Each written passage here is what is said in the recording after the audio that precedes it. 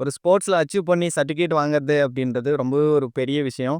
ஒரு நேஷனல் லெவலில் நம்ம ஒரு சர்டிஃபிகேட் வாங்கினா தான் அது நம்மளோட கவர்மெண்ட் ஜாபுக்கு கொஞ்சம் எலிஜிபிளாக இருக்கும். அதுதான் ஒரு முதல் படியாக இருக்கும். அந்த சர்டிஃபிகேட்டை வாங்குறதுக்கே நம்ம எவ்வளோ கஷ்டப்படுவோம் அப்படின்றது எல்லாருக்குமே தெரியும். வருஷக்கணக்காக ப்ராக்டிஸ் பண்ணணும், பணம் நிறைய செலவு பண்ணணும்.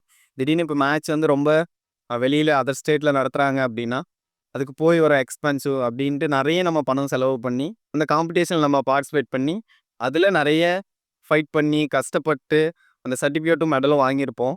அந்த சர்டிஃபிகேட்டை வச்சு நம்ம ஒரு கவர்மெண்ட் ஜாப்புக்கு வாங்கலாம் அப்படின்னு நினச்சி நம்ம அந்த அப்ளை பண்ணி கவர்மெண்ட் ஜாப் வாங்கலாம் அப்படின்னு நினைக்கும் போது உங்களோட சர்டிஃபிகேட் வந்து செல்லாது, இதை நாங்கள் ரிஜெக்ட் பண்ணுறோம் அப்படின்னு சொல்லி நமக்கு சொல்லும்போது அந்த மனநிலை எப்படி இருக்கும் அப்படின்றது எனக்கும் தெரியும். ஏன்னா நான் இந்த கஷ்டத்தை நானும் அனுபவிச்சிருக்கேன். அதனால் உங்களோட சர்டிஃபிகேட்டு எப்படி செல்லாமல் போயிருக்கோம், எந்த மாதிரியான சர்டிஃபிகேட் வந்து ஸ்போர்ட்ஸ் கோட்டா ஜாபுக்கு எலிஜிபிள், அதை பற்றி இந்த வீடியோவில் நான் தெளிவாக சொல்ல போகிறேன். அதனால் வீடியோவை ஸ்கிப் பண்ணாமல் பாருங்கள். வீடியோக்குள்ளே போகிறதுக்கு முன்னாடி நம்மளோட சேனலை சப்ஸ்கிரைப் பண்ணாதவங்க சப்ஸ்கிரைப் பண்ணுங்கள். ஏன்னா ஸ்போர்ட்ஸ் பிளேயருக்கு தேவையான யூஸ்ஃபுல்லான கண்டென்ட்டை நம்மளோட சேனலில் ரெகுலராக அப்லோட் பண்ணிகிட்ருக்கோம்.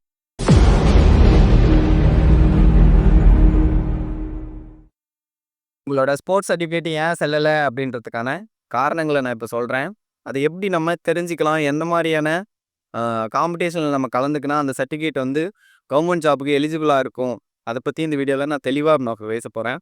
அதனால் வீடியோவை ஸ்கிப் பண்ணாமல் பாரு. ஃபஸ்ட்டு ஸ்போர்ட்ஸ் சர்டிஃபிகேட் ஏன் செல்லலை அப்படின்னா, இப்போ நம்ம ஒரு காம்படிஷனுக்கு நம்ம போகிறோம் அப்படின்னா இப்போ ஒரு கேமுக்குமே நேஷ்னல் லெவலில் ஒரு ஃபெடரேஷன் அப்படின்னு ஒன்று இருக்குது.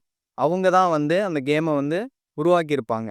அதுக்கான ரூல்ஸை வந்து ஃபார்ம் பண்ணுறது, அதுக்கப்புறம் காம்படிஷன் நடத்துறது, அந்த மாதிரி இதெல்லாம் வந்து அவங்க தான் பிளான் பண்ணி இயருக்கு இத்தனை காம்படிஷன் நம்ம நடத்தணும்.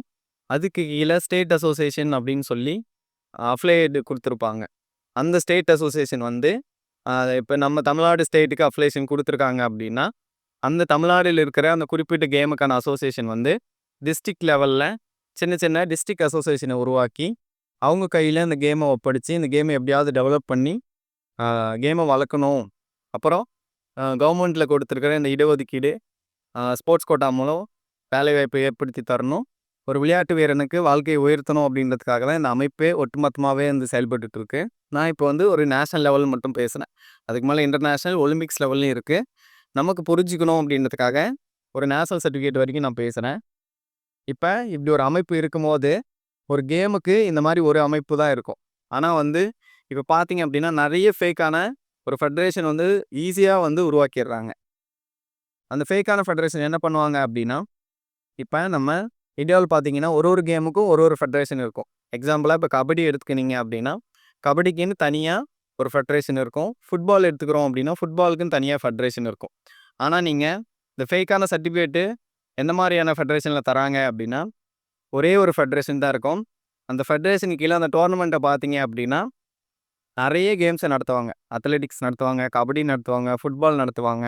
இப்போ இந்த மாதிரி எல்லா கேமும் சேர்த்து நடத்துகிறாங்க அப்படின்னாவே அது ஒரு ஃபேக்கான ஃபெடரேஷன். இதை எப்படி நம்ம ஐடென்டிஃபை பண்ணலாம் அப்படின்னா, ஃபஸ்ட்டு ஒரு ஒரு கேமுக்கு வந்து அங்கீகாரம் கொடுக்கறது அப்படின்றது ஃபஸ்ட்டு நம்ம நேஷனல் லெவலில் ஒரு ஃபெடரேஷன் வந்து உருவாக்கணும். அவங்க எப்படி அங்கீகாரம் கொடுப்பாங்க அப்படின்னா, இப்போ புதுசாக ஒரு கேம் நம்ம கண்டுபிடிக்கிறோம் அப்படின்னா அந்த கேமை வந்து மினிமம் ஒரு 8 நேஷனல் மீட்டாவது நடத்தியிருக்கணும் அப்படின்றது கவர்மெண்ட்டோட நார்ம்ஸு.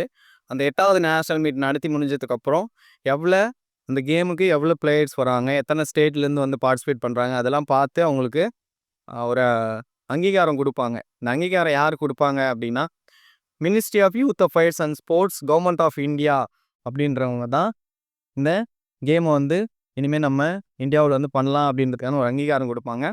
அதுக்கப்புறம் ஸ்போர்ட்ஸ் அத்தாரிட்டி ஆஃப் இந்தியா, இந்த 2 அமைப்பும் வந்து ஒரு நேஷனல் பாடிக்கு ஒரு அங்கீகாரம் கொடுக்குறவங்க. இது வந்து ஒரு ஸ்பெசிஃபிக்காக ஒரு கேமுக்கு அங்கீகாரம் கொடுப்பாங்க. இப்போ கபடியாக இருக்கட்டும், ஃபுட்பாலாக இருக்கட்டும், இல்லை அத்லெட்டிக்ஸாக இருக்கும், இது எல்லாத்துக்குமே வந்து அங்கீகாரம் கொடுத்துருப்பாங்க. நீங்கள் பார்த்தீங்கன்னாவே தெரியும் அந்த டோர்னமெண்ட்டு அந்த அசோசியேஷனுக்கு கீழே யார்கிட்ட ரெகனைஸ் வாங்கியிருக்கோம், யார் கூட அஃபிலியேட்டட் இருக்கும் அப்படின்றத தெளிவாக அவங்க போட்டிருப்பாங்க. அதெல்லாம் நம்ம சரியாக கவனிக்கிறதே இல்லை. இப்போ இந்த மாதிரி அங்கீகாரம் வாங்கக்கூடிய ஃபெடரேஷன்ஸ் வந்து நடத்தக்கூடிய டோர்னமெண்ட்டில் நீங்கள் பார்ட்டிசிபேட் பண்ணி அதில் நீங்கள் சர்டிஃபிகேட் வாங்கினீங்கன்னா மட்டும்தான் அதில் வாங்கக்கூடிய ஃபார்ம் 2 அப்படின்னு சொல்லுவாங்க. நேஷ்னலில் நம்ம மெடல் பண்ணோம் அப்படின்னா ஃபார்ம் 2 சர்டிஃபிகேட் ஒன்று தருவாங்க. அதுதான் உங்களோட கவர்மெண்ட் ஜாபுக்கு ஹெல்ப்ஃபுல்லாக இருக்கும். இதை தவிர்த்து நீங்கள் மற்ற எந்த டோர்னமெண்ட்டில் நீங்கள் போய் பார்ட்டிசிபேட் பண்ணீங்கனாலுமே அந்த சர்டிஃபிகேட் வந்து எலிஜிபிள் கிடையாது. அது உங்களை பணத்துக்காக மோசடி பண்ணுறாங்க அப்படின்றத நீங்கள் தெளிவாக தெரிஞ்சுக்கோங்க. அதனால் இந்த மாதிரி டோர்னமெண்ட்ஸ்லாம் வந்து நீங்கள் கலந்துக்காதீங்க. சப்போஸ் நீங்கள் உங்களுக்கு டவுட்டாக இருக்குது, இந்த மாதிரி எந்த மாதிரியான டோர்னமெண்ட்ஸ்க்கெலாம் நம்ம போகலாம் அப்படின்றது உங்களுக்கு டவுட்டாக இருக்குது அப்படின்னா கீழே கமெண்ட் பாக்ஸில் கமெண்ட் பண்ணுங்கள். இந்த மாதிரியான அசோசியேஷன்லாம் இருக்குது, அது லீகலா இல்லீகலா அப்படின்றத நீங்கள் கமெண்ட் பண்ணீங்க அப்படின்னா நான் உங்களுக்கு ரிப்ளை பண்ணுறேன். இல்லை அப்படின்னா என்னோட பர்சனல் நம்பரை வந்து நான் கீழே டிஸ்கிரிப்ஷனில் கொடுக்குறேன். அதுக்கு நீங்கள் காண்டாக்ட் பண்ணுங்கள். நான் தெளிவாக உங்களுக்கு எக்ஸ்பிளைன் பண்ணுறேன். இப்போ அதையும் தாண்டி இப்போ நிறைய அசோசியேஷன்ட்டு புதுசாக வந்துகிட்டே இருக்குது. அப்போ இதெல்லாம் நம்ம எப்படி தெரிஞ்சுக்கிட்டு பண்ணலாம் அப்படின்னா ஈஸியான அதுக்கான ஒரு வழியை நான் சொல்கிறேன். Ministry of youth affairs and sports government of India அதுக்கு கீழே ரெகனைஸ் வாங்கியிருக்கணும். அதுக்கப்புறம் SAI sports authority of India அதுக்கு கீழே ரெகனைஸ் வாங்கியிருக்கணும். அதுக்கப்புறம் இப்போ நம்ம தமிழ்நாட்டில் ஒரு கேம் நம்ம பண்ணுறோம் அப்படின்னா இதுக்கு அங்கீகாரம் யார் கொடுப்பாங்க அப்படின்னா SDAT sports development authority of Tamil Nadu எல்லாருக்குமே தெரிஞ்சிருக்கும். இவங்களுக்கு கீழே அங்கீகாரம் வாங்கியிருக்கிற அசோசியேஷன்ஸ்லாம் பார்த்தீங்கன்னா அவங்களோட அஃபிஷியல் வெப்சைட்லேயே வந்து போட்டிருக்காங்க. இதெல்லாம் நம்ம செக் பண்ணி பார்த்துக்கலாம். இதுக்கு கீழே அங்கீகாரம் வாங்காத இருக்கிற சில அசோசியேஷன்ஸும் இருக்குது. இவங்கெல்லாம் வந்து இப்போ வளர்ந்து வரக்கூடிய அசோசியேஷன்ஸ். எல்லா அசோசியேஷனுமே பார்த்தீங்க அப்படின்னா ஒரு கேமுக்கு ஒரு அசோசியேஷன் தான் இருக்கும். அந்த கேமோட பேர்லேயே அந்த அசோசியேஷன் இருக்குது அப்படின்னா அது உண்மையான ஒரு அசோசியேஷன். அதே பேரை வச்சு 2 அசோசியேஷன் இருக்காங்க அப்படின்னா அது நீங்கள் தெளிவாக பார்த்துக்கணும். யாரு கீழே அஃபிலியேட் வாங்கியிருக்காங்க, இது ஃபேக்காக நடத்துகிறாங்களா, யார் உண்மையாகவே இந்த தமிழ்நாட்டில் இந்த அசோசியேஷனை நடத்திட்டு இருக்காங்க, அதெல்லாம் நீங்கள் தெளிவாக பார்த்து நீங்கள் அந்த மாதிரி டோர்னமெண்ட்ஸ் வந்து பார்ட்டிசிபேட் பண்ணி நீங்கள் போகணும். இது தெரியல அப்படின்னா நீங்கள் ஸ்கூல் படிக்கிறீங்க அப்படின்னா உங்கள் பிடி ஸ்கில்ல நீங்கள் கேட்கலாம். இல்லை காலேஜ் படிக்கிறீங்க அப்படின்னா காலேஜில் பிடி இருப்பாங்க. ஏற்கனவே நிறைய பேர் ஸ்போர்ட்ஸில் இருக்காங்க. அவங்ககிட்டலாம் நீங்கள் கேட்டிங்க அப்படின்னாவே ஹெல்ப் பண்ணுவாங்க. எந்தெந்த டோர்னமெண்ட்டுக்கு போகணும் போகக்கூடாது அப்படின்றது தெளிவாக சொல்லுவாங்க. இல்லை அப்படின்னா எல்லா டிஸ்ட்ரிக்ட்லையுமே SDAT ஸ்போர்ட்ஸ் ஆஃபீஸ் இருக்குது. அவங்களோட அஃபிஷியல் கான்டாக்ட் டீட்டெயில் எல்லாமே வெப்சைட்டில் கிடைக்கும். நீங்கள் அவங்கக்கிட்ட கான்டாக்ட் பண்ணி இந்த மாதிரி ஒரு டோர்னமெண்ட் நடத்துகிறாங்க, இதில் வாங்குகிற சர்டிஃபிகேட் கவர்மெண்ட் ஜாப் எலிஜிபிளா இல்லையா அப்படின்னு நீங்கள் கேட்டிங்கனாவே அந்த மாதிரி விஷயங்களுக்கு கண்டிப்பாக ஹெல்ப் பண்ணுவாங்க. அந்த மாதிரி ஹெல்ப்பை நீங்கள் வாங்கிட்டு நீங்கள் போகலாமா வேணாமான்றதை நீங்கள் டிசைட் பண்ணலாம்.